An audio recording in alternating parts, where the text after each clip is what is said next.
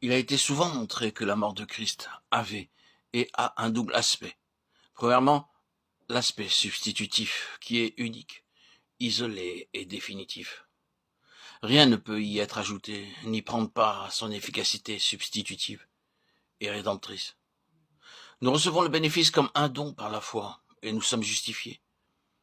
Mais il y a un second aspect, à savoir l'aspect représentatif.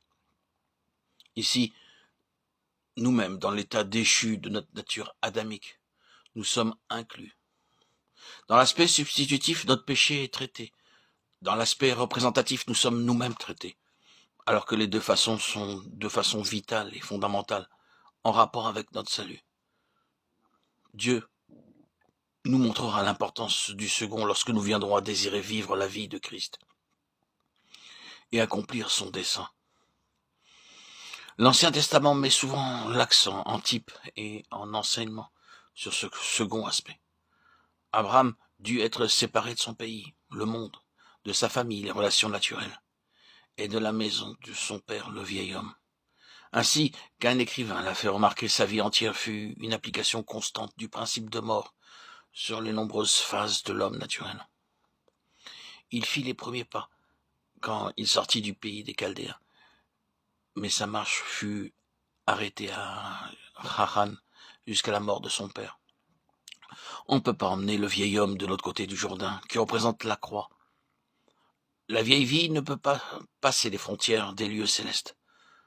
Cet écrivain attire l'attention sur la signification des multiples relations et incidents de nature charnelle dans la vie d'Abraham, et des ennuis de l'arrêt et de la tragédie qu'ils générèrent, et comment plus tard ces relations durent être arrêtées et abandonnées. Parmi elles, il y avait l'Égypte, le domaine des sens, la tentative pour trouver force spirituelle pour ce qui est tangible, apparent et actuel. Lot, la pensée naturelle intègre.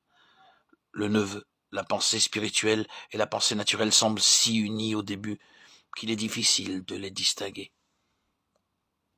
Les Cananéens qui représentaient la fausse religion, spirituelle en apparence mais satanique, qui visaient des rites extérieurs accompagnés de signes et de prodiges, mais tout cela était démoniaque.